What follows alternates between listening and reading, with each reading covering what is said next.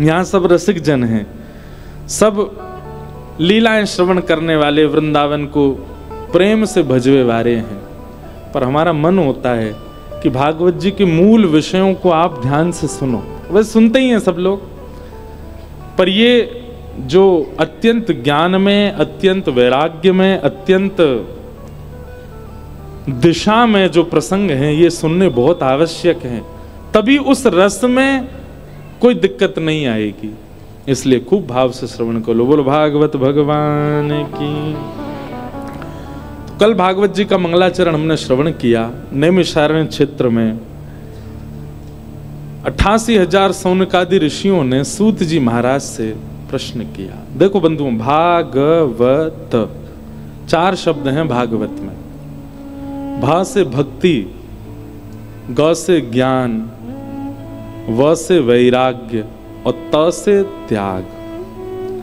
इन चारों में से कुछ तो आपके अंदर आना चाहिए।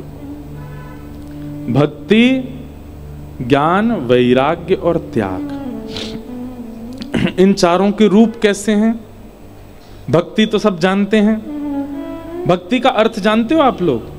भक्ति का मतलब क्या होता है? भक्ति का मतलब होता है जिस प्रकार प्रेम माँ से है, जिस प्रकार प्रेम पिता से है, जिस प्रकार प्रेम बच्चों से है, उसी प्रकार का प्रेम ठाकुर जी के प्रति हो जाए, बल्कि उनसे ज्यादा हो। वही भक्ति का स्वरूप। बहुत सरल परिभाषा भक्ति की। ठाकुर जी से वह प्रेम, उसी को भक्ति कहते हैं। तो भक्ति। दूसरा ज्ञान। ज्ञान यानी कि विवेक, सही और गलत की पहचान। आपने कभी मन में एक बार विचार की, सारे प्रश्नों के उत्तर वक्ताओं के पास ही क्यों हैं? सारे प्रश्नों के ऊपर संतों के पास ही क्यों हैं? सारे प्रश्नों के उत्तर वैष्णवों के पास ही क्यों हैं? संसार के पास क्यों नहीं है? हमने कहीं पढ़े नहीं है उत्तर। आप कितने भी कोई प्रश्न कर लो, समाज का, संसार का, आपके जीवन के, निज जीवन का, कुछ ना कुछ उत्तर दे ही देंगे। संत जनों का स्वभाव है, वैष्णवों का, वक्ताओं का स्वभाव है, सबके उत्तर देंगे। पर ये इतने उत्तर आए कहां से उनके पास? उन्होंने पढ़े हैं? नहीं, ये पढ़े नहीं है। जब आप भक्ति के मार्ग पर चलते हैं ना, और जब आप केवल चलते नहीं है, जो जो ज्ञान आ रहा है उसको जीवन में उतारना प्रारंभ करते हैं, तो अपने आप ही कई बार प्रश्न प्रस्तुत होते ही उत्तर अपने आप दिख जाता है। इसका उत्तर ये होना चाहिए, इसका उत्तर ये होगा। निर्णयात्मिका बुद्धि आती है। अगर आप भक्ति पथ के पथिक हो तो निर्णय लेने में आप अच्छे होंगे।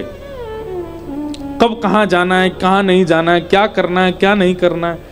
बहुत कम ऐसा होता है कि हम अपने जीवन की निज भावों में भी कभी असमंजस में मैं पड़ता हूं। और जब पढ़ता हूं तो फिर लाल जी के सामने पर्ची जाती है, लाल जी बताओ क्या करें। अधिकतर श्री ठाकुर जी अपने आप ही उत्तर दे देते हैं कि ऐसा आपको करना चाहिए। ये व्यक्ति संबंध बनाने योग्य है, ये व्यक्ति मित्रता करने योग्य नहीं है, यहाँ हमको जाना चाहिए। ये जो प्रणाम करके गया था, ये इसका प्रणाम का भाव केवल फोटो से कैमरा खिंचाने, वो फोटो खिंचाने के लिए ही था, मन से नहीं था। ये भी ठाकुर जी अनुभव कराई देते। इतने लोग आते माला लेके, पटका लेके।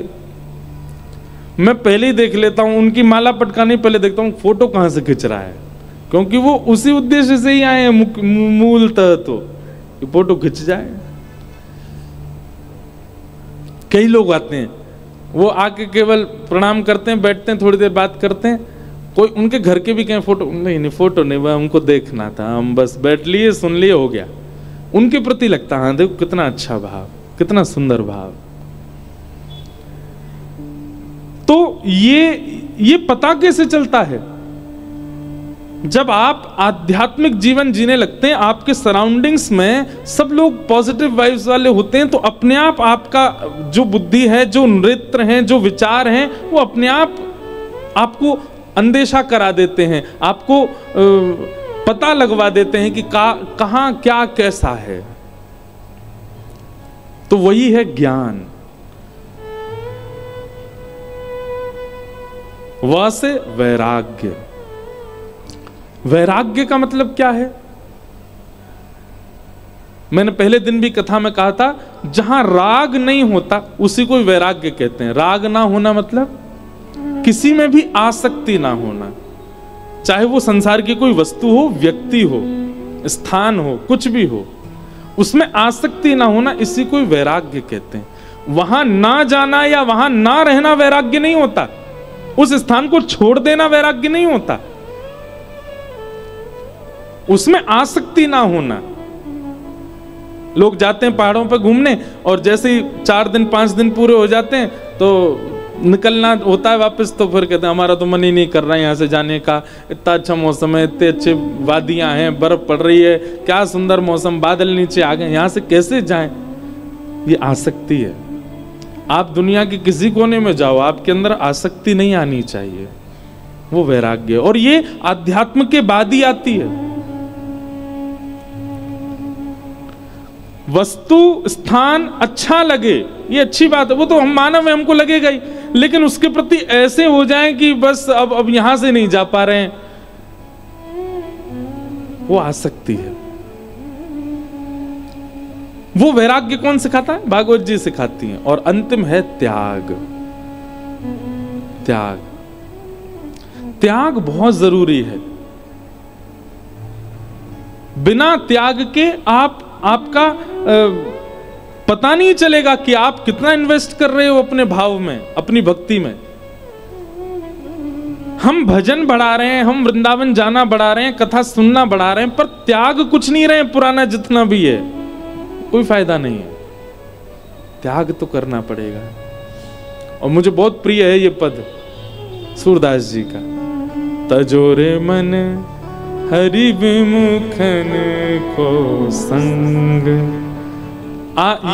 ये नियम कोई ले ले व्यक्ति जो कथा नहीं सुनता, वृंदावन नहीं जाता, ठाकुर जी से जिसका कोई संबंध नहीं, श्री किशोरी जी के नाम से जिसको कोई मतलब नहीं, ऐसा व्यक्ति चाहे हमारे कितने काम का क्यों ना हो, उसका त्याग करो। तजोरे मन हरि विमुखन को संग, तजोरे मन हरि विमुखन को संग।